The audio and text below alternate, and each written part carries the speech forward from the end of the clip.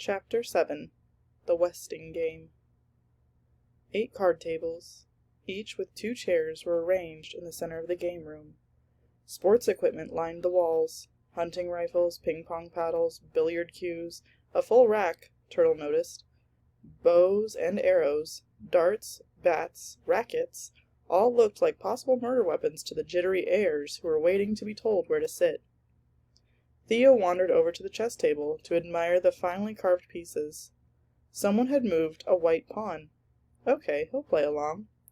Theo defended the opening with a black knight. On hearing Plum's throat-clearing signal, Sidel Pulaski switched the painted crutch to her left armpit and flipped to a fresh page in her notebook. Shh! 7th. And now, dear friends, relatives, and enemies, the Westing game begins. The rules are simple. Number of players, 16, divided into 8 pairs. Each pair will receive $10,000. Each pair will receive 1 set of clues. Forfeits: if any player drops out, the partner must leave the game. The pair must return the money. Absent pairs forfeit the $10,000. Their clues will be held until the next session. Players will be given 2 days' notice of the next session. Each pair may then give 1 answer. Object of the game: to win. "Did you hear that, Crow?" Otis Amber said excitedly. $10,000! Now aren't you glad I made you come? Huh? Shh! That was Turtle. The object of the game was to win, and she wanted to win. 8th. The heirs will now be paired. When called, go to the assigned table. Your name and position will be read and as signed on the receipt. It will be up to the other players to discover who you really are. Pair 1. Madam Sun Lin Hu, cook, Jake Wexler, standing or sitting, when not lying down. Grace Wexler did not understand her husband's joke about position. Mr. Hu did, but he was in no mood for humor. $10,000 was at stake. Both pleaded for their absent spouses. "Emergency operation! My wife doesn't even speak English!" To no avail. Table 1 remained empty and moneyless. Pair 2. Turtle Wexler, witch, Flora Baumbach, dressmaker. Sighs of relief greeted the naming of Turtle's partner, but Flora Baumbach seemed pleased to be paired with the kicking witch. At least, her face was still puckered in that elfin grin. Turtle had hoped for one of the high school seniors, especially Doug Hu. Pair 3. Christos Theodorakis, birdwatcher, D. Denton Deer, intern, St. Joseph Hospital, Department of Plastic Surgery. Theo protested. He and his brother should be paired together. Chris was his responsibility. Mrs. Wexler protested. Dr. D. should be paired with his bride-to-be. D. Denton Deer protested, but silently.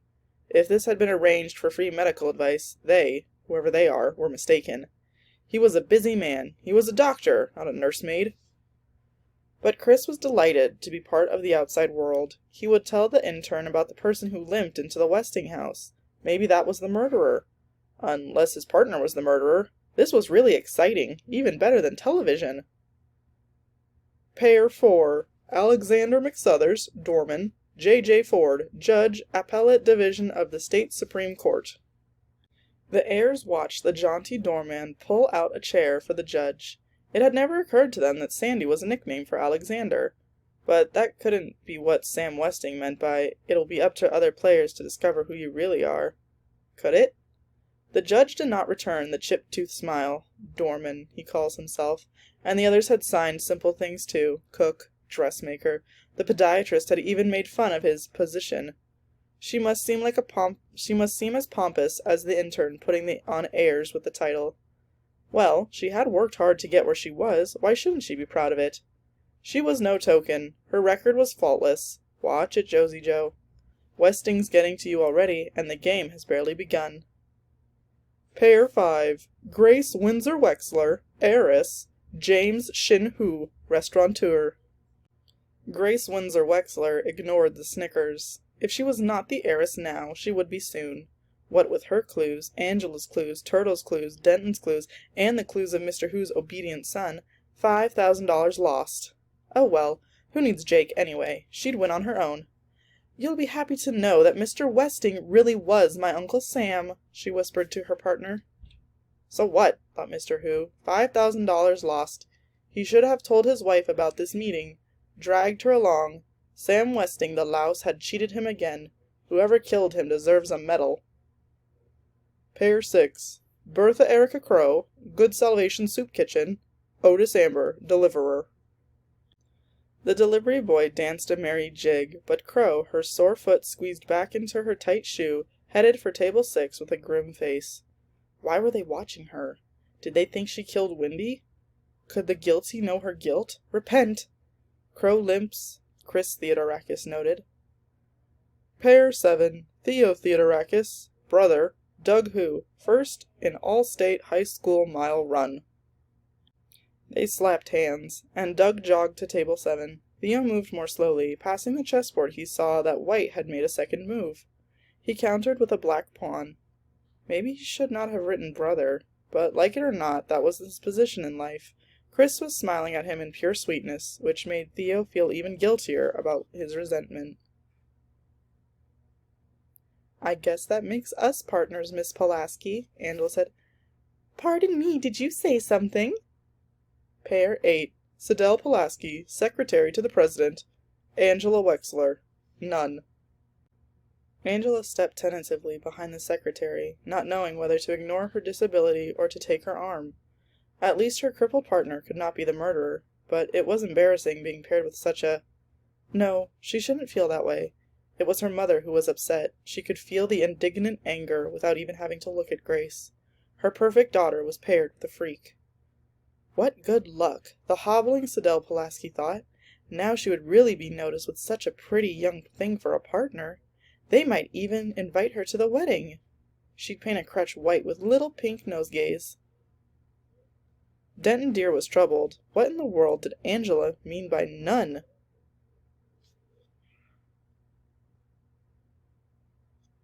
Once again, Edgar Jennings Plum cleared his throat. Nasal drip, Denton Deer whispered, confiding the latest diagnosis to his partner. Chris giggled.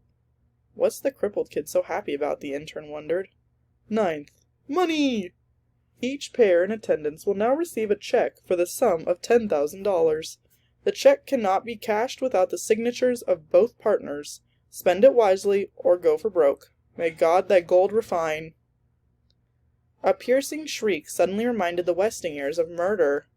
While passing out the checks, the lawyer had stepped on Crow's sore foot. Is this legal, Judge? Sandy asked. It is not only legal, Mr. McSuthers, Judge Ford replied, signing her name to the check and handing it to the doorman. It is a shrewd way to keep everyone playing the game. 10th. Each pair in attendance will now receive an envelope containing a set of clues. No two sets of clues are alike. It is not what you have, it's what you don't have that counts.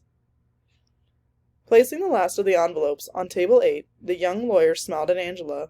Sidel Pulaski smiled back. This makes no sense, Denton Deer complained. 4 clues typed on cut squares of Westing's super-strength paper towels lay on the table before him. Arms and elbows at odds, with fingers fanned, Chris tried to arrange the words in some grammatical, if not logical, order. Hey, watch it! The intern shouted as one of the clues wafted to the floor. Flora Baumbach leapt from her chair at the next table, picked up the square of paper, and set it face down before the trembling youngster. I didn't see it, she announced loudly. I really didn't see it.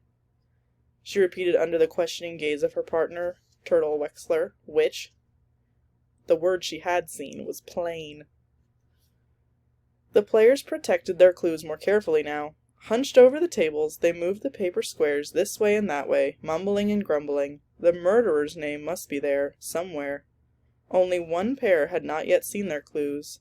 At table 8, Sidel Pulaski placed one hand on the envelope, raised a finger to her lips, and tilted her head toward the other heirs. Just watch and listen, she meant. She may be odd, but she's smart, Angela thought. Since each pair had sets of different clues, they would watch and listen for clues to their clues.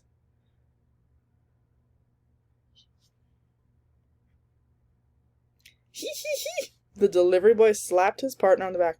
That's us, old pal, Queen Crow and King Amber. Is this on or no? Doug Who turned a clue upside down, then right side up again. Theo jabbed an elbow in his ribs and turned to see if anyone had heard. Angela lowered her eyes in time. J.J. Ford crumpled the clues in her fist and rose in anger.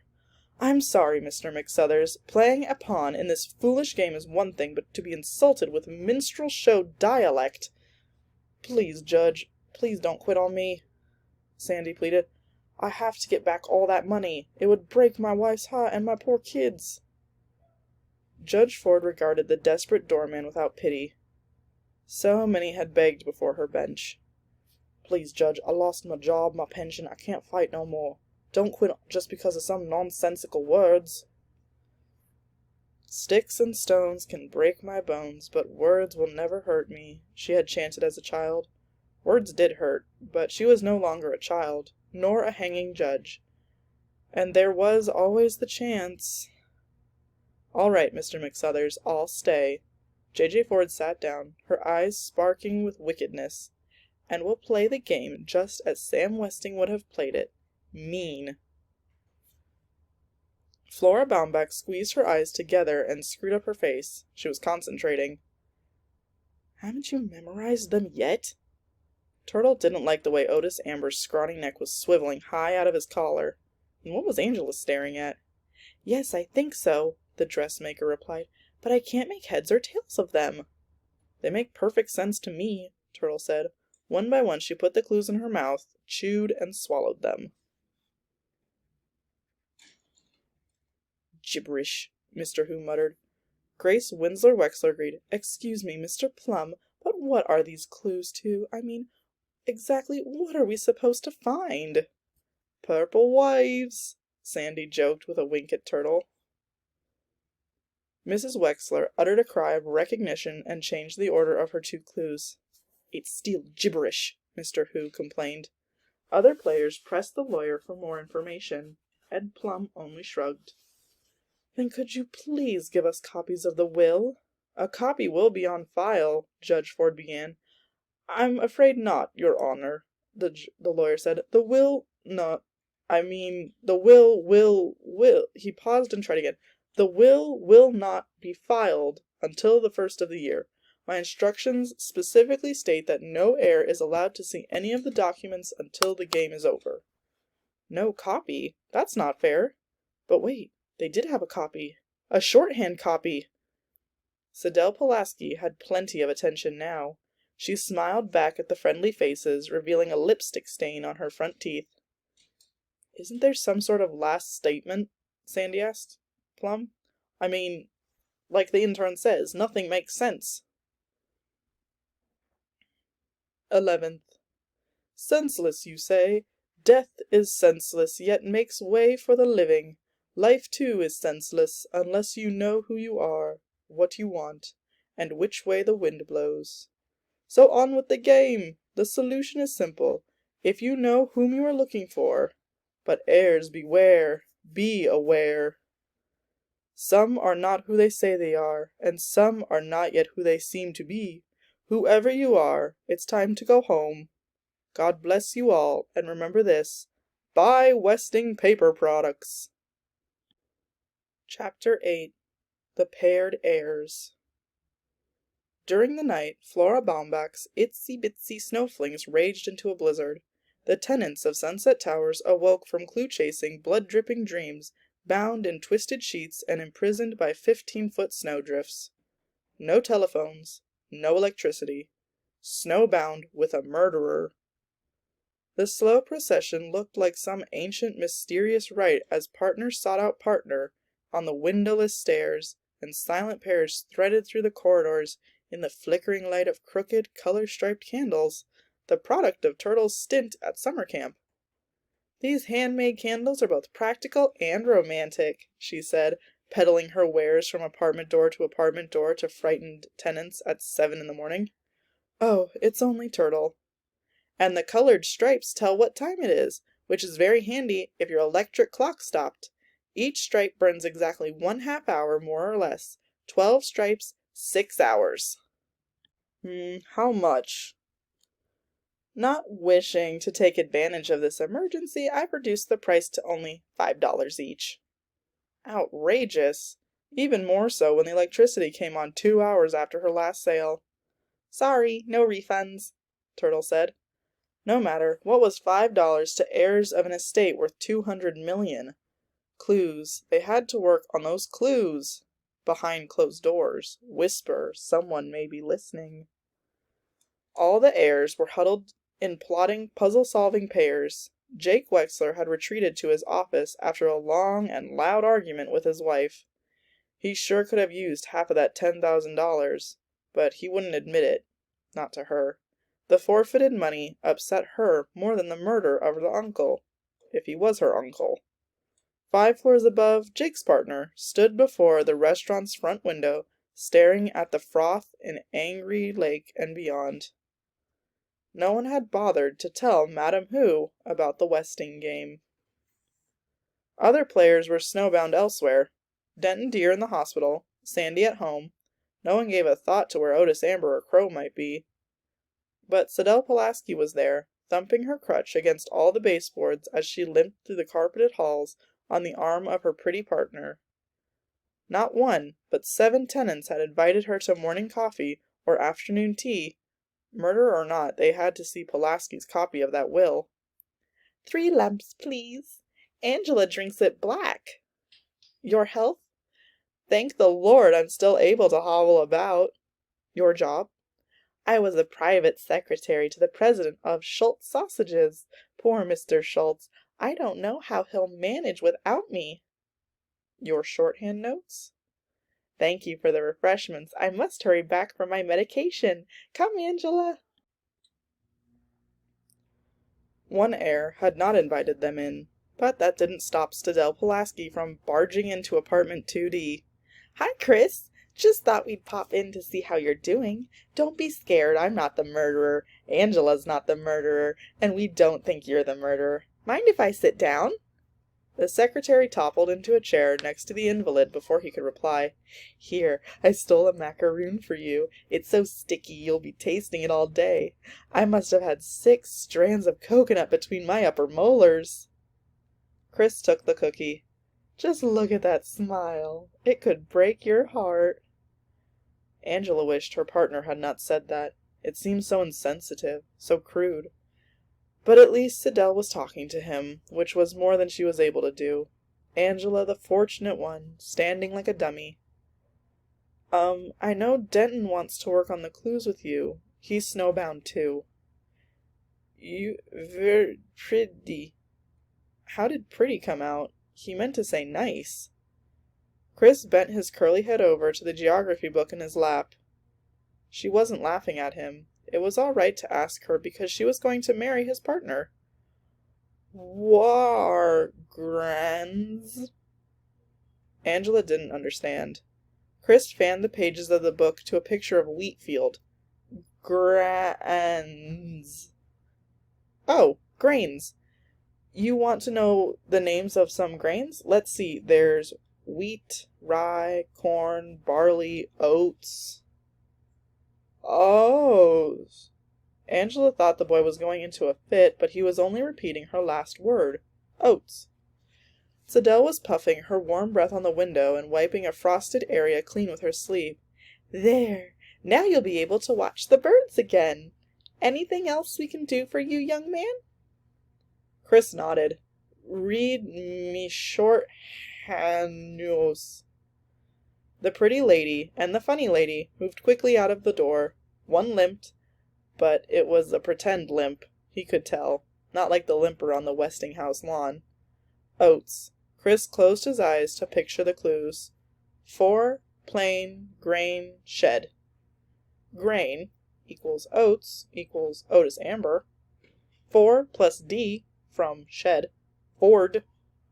But neither the delivery boy nor the judge limped, and he still hadn't figured out she or plain. He'd have to wait for Denton Deer. Denton Deer was smart. He was a doctor. Chris raised his binoculars to the cliff. Wind-blown drifts buttressed the house. Something moved on the second floor. A hand holding back the edge of a drape? Slowly the heavy drape fell against the window. The Westinghouse was snowbound too, and somebody was snowbound in it.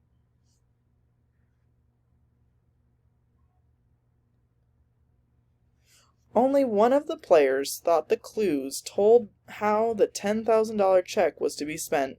Take stock in America, the will said. Go for broke, the will said. In the stock market, Turtle said, and whoever makes the most money wins it all. The whole $200 million. Their clues. C, Mountain, M-O. Stood for three symbols of three corporations listed on the stock exchange. SEA, MT, the abbreviation for Mountain, AMO. But A, M, and O are separate clues, Flora Baumbach said. To confuse us. But what about the murderer? I thought we were supposed to find the name of the murderer. To put us off the track. If the police suspected murder, she'd be in jail by now. Her fingerprints were all over everything in the Westinghouse, including the corpse. You don't really think one of us could have killed a living, breathing human being in cold blood, do you, Mrs. Baumbach? Do you? Turtle did, but the dressmaker was a cream puff. Don't you look at me like that, Turtle Wexler. You know very well I could never think such a thing. I must have misunderstood. Oh, my, I just wish Miss Pulaski had shown us her copy of the will. Turtle returned to her calculations, multiplying numbers of shares times price, adding broker's commission, trying to total the sums to $10,000 they had to spend. Flora Baumbach may have been wrong about the murder, but she was not convinced of Turtle's plan. What about buy Westing paper products? I'm sure that was in the will. Great! Turtle exclaimed. We'll do just that. We'll add WPP to the list of stocks we're going to buy. Flora Baumbach had watched enough television commercials to know that buy Westing paper products meant that as soon as she could get to the market, she'd buy all the Westing paper products on the shelf. Still, it felt good to have a child around again. She'd play along, gladly. You know, Turtle, you may be right about putting our money in the stock market. I remember the will said, May God thy gold refine. That must be from the Bible. Shakespeare, Turtle replied. All quotations were either from the Bible or Shakespeare. Mr. Who moved aside a full ash tray with a show of distaste and rearranged the clues. Purple fruited makes more sense. Grace Wexler looked across the restaurant to the lone figure at the window. Are you sure your wife doesn't understand English? I mean, after living here for so long? That's my second wife. She came over from Hong Kong 2 years ago. She does look young, but it's so hard to tell ages of people of the Oriental persuasion, Grace said. Why was he glaring at her like that? Your wife is quite lovely, you know. She's so doll-like and inscrutable. Who bit off half of a chocolate bar? He had had enough problems with the empty restaurant, a lazy son, and his nagging ulcer. Now he has to put up with this bigot. Grace lit another cigarette and arranged the clues to read Purple Waves. You heard the doorman say purple waves. It must mean something. And that ghastly secretary was wearing a dress with purple waves last night, not to mention her crutch. You should not speak unkindly to those of less fortunate than you, Who said. You're quite right, Grace replied. I thought the poor thing handled her infirmity with great courage, traveling mimosa. My future son-in-law says. He's a doctor, you know. Anyhow, Pulaski couldn't possibly be the murderer, not the way she gimps around. Besides, how could my Uncle Sam know she'd wear purple waves to his funeral? Who waved the cigarette smoke from his face? The murderer has to do with the motive. How about this? A niece murders her rich uncle to inherit his money. Good sport that she was, Grace tossed back her head and uttered an amused ha ha ha. Not that I care, Who said. That cheating moneybags got what he deserved. What's the matter? Look! Grace pointed to the clues. Fruited purple waves for C. 4C. The murderer lives in apartment 4C? I live in 4C, Who barked. If Sam Westing wanted to say 4C, he would have written the number 4 and letter C. S-E-A means sea, like where a turtle swims in. Come now, Mr. Who, we're both being silly. Have you spoken to your son about his clues? Some son. If you can catch him, you can ask him. Who stuffed the rest of the candy bar in his mouth? And some business I've got here, everybody orders up, nobody orders down. That coffee shop is sending me to the poorhouse. And your Angela and that Pulaski woman, they didn't show us the will. They didn't even give us their clues. They didn't pay for 3 cups of jasmine tea and 6 almond cookies, and you smoke too much. And you eat too much. Grace threw her coin purse on the table and stormed out of the restaurant. Change. That's all he'll get from her. He'd have to beg on his knees before she'd sign Grace Windsor Wexler on the $10,000 check, that madman. Some pair they made, Attila the Hun and Gracie the Useless. Gracie Windicopple Wexler, heir pretender, pretentious heir.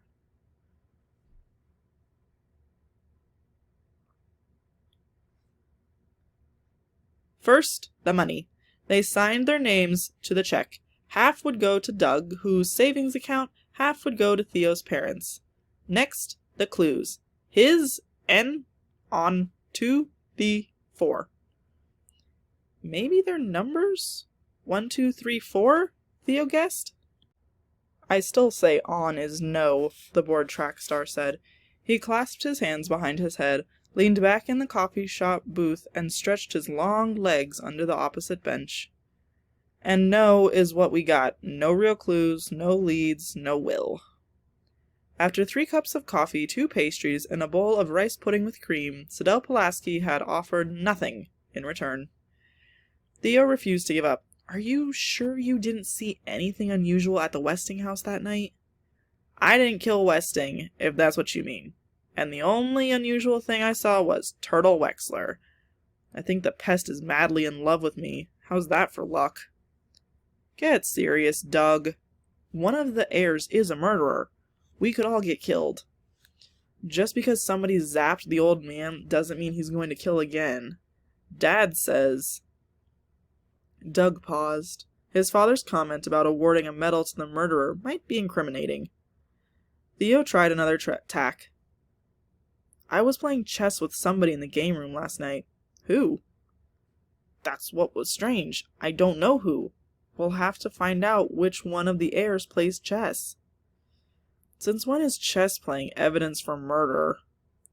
Well, it's something to go on, Theo replied. And another thing, the will said no 2 sets of clues are alike. Maybe all the clues put together make one message, a message that points to the murderer. Somehow or other, we'll have to get the heirs to pool their clues. Oh, sure. The killer can't wait to hand over the clues that will hang him. Doug rose. Snowbound or not, he had to stay in shape for the track meet. For the rest of the day, he jogged through the hallways, up and down the stairs, scaring the nervous tenants half out of their wits. Judge J.J. Ford had no doubt that the clues she shared with the doorman were meant for her, but Sam Westing could toss off sharper results than Sky's am shining brother. His choice of words must have been limited. Therefore, these clues were part of a longer statement. A statement that named a name, the name of the murderer. No, Westing could not have been murdered. If his life had been threatened, he would have been in danger of any kind. He would have insisted on police protection. He owned the police. He owned the whole town. Sam Westing was not the type to let himself get killed. Not unless he was insane. The judge opened the envelope given to her by the incompetent Plum, a certificate of sanity dated last week, having thoroughly examined, keen mind and memory, excellent physical condition, signed Sidney Sykes, M.D. Sykes. That sounded familiar. The judge scanned the obituary she had cut from Saturday's newspaper. Samuel Westing and his friend, Dr. Sidney Sykes, were involved in a near-fatal automobile accident. Both men were hospitalized with severe injuries. Sykes resumed his Westingtown medical practice and the post of county coroner, but Westing disappeared from sight. Sykes was Westing's friend, and, she remembered, a witness to the will. But he was also a physician in good standing.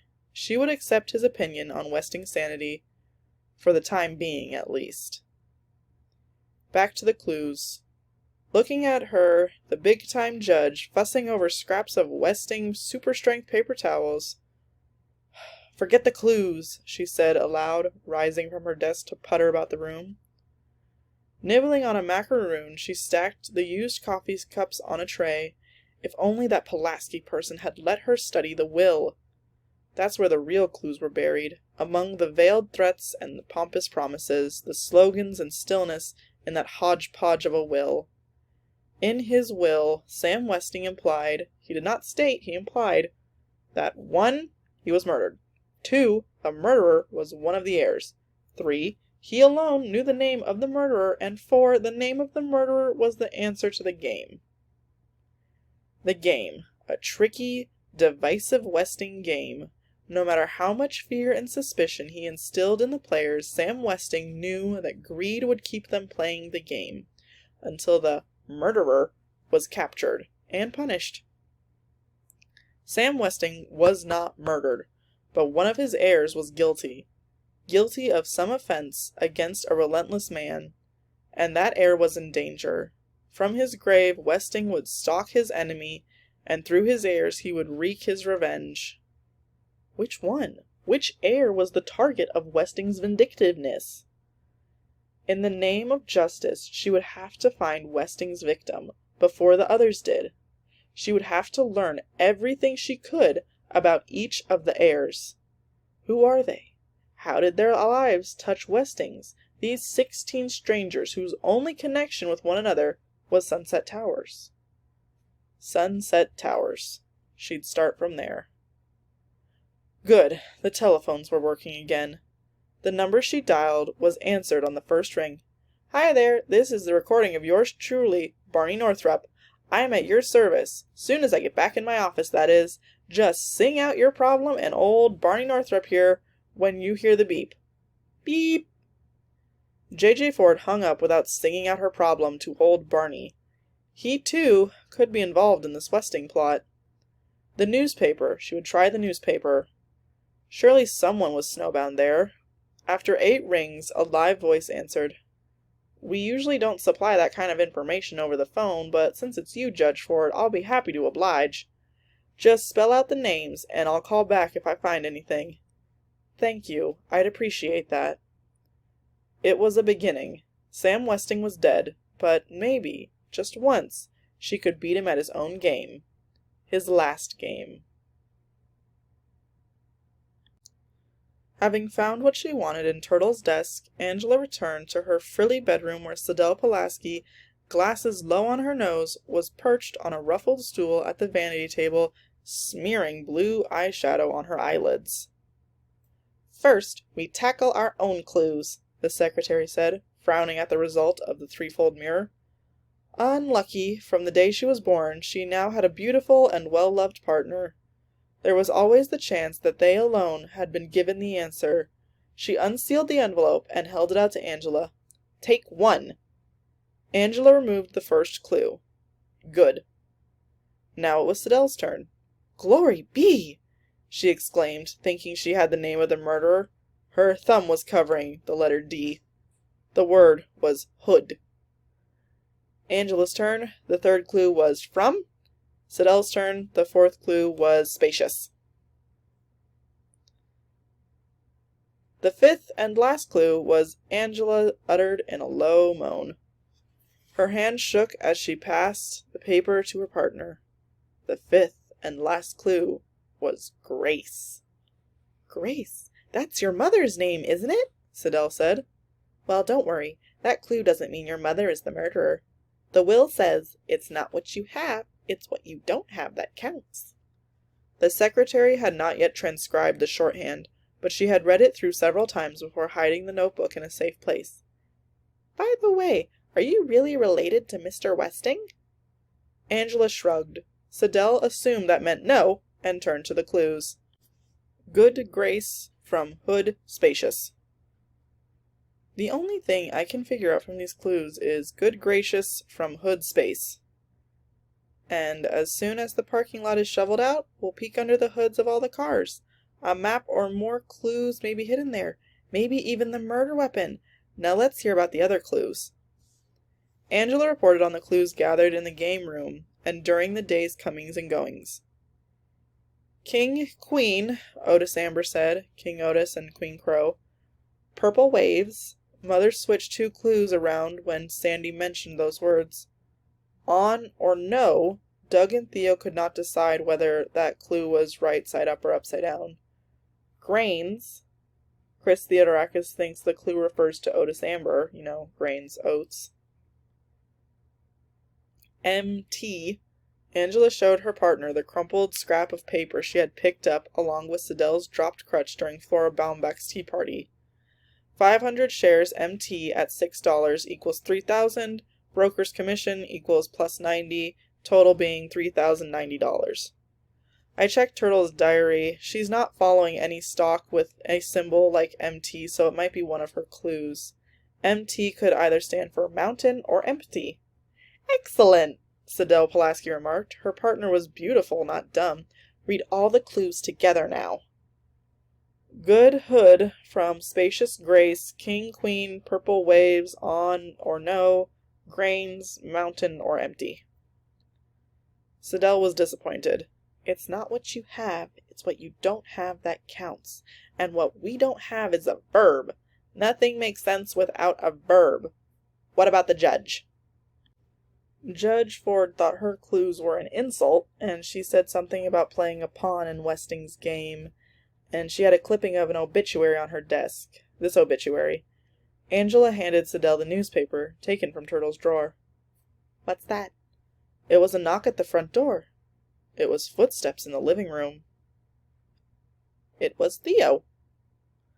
Anyone for a game of chess? He asked, leaning through the bedroom doorway. No, thank you, Siddell replied, looking very busy. Theo smiled shyly at Angela and left. Siddell read the obituary in Turtle's newspaper. The words $200 million was underlined, but she found a more interesting item. Sam Westing was a master at chess. No wonder Theo's so interested. Do you know anything about the game, Angela? A little, she replied slowly, putting the pieces in order. The judge said she's a pawn, and Otis Amber says he's the king, Crow's the queen. Oh well, it's probably just a coincidence. We can't leave any stone unturned, Siddell insisted. And the will says, object of the game, to win. What did you say? Object of the game, to win? How about object of the game, twin? Maybe the murderer is a twin. Twin! Siddell liked that. The only problem would be getting the murderer to admit that he, or she, is a twin. Let's get back to my apartment. It's time I transcribed those notes. Angela helped the invalid to her feet and nervously peered in both directions before stepping into the hallway. Siddell chuckled at her timidity. There's nothing to be scared of, Angela. Westing wasn't murdered for his money, and we're not rich yet. We won't be rich enough to be murdered until we find the name. And by the time we get the money from the estate, the murderer will be locked up in jail. In spite of the impeccable logic, Angela looked back over her shoulder several times on the way to 3C. Strange.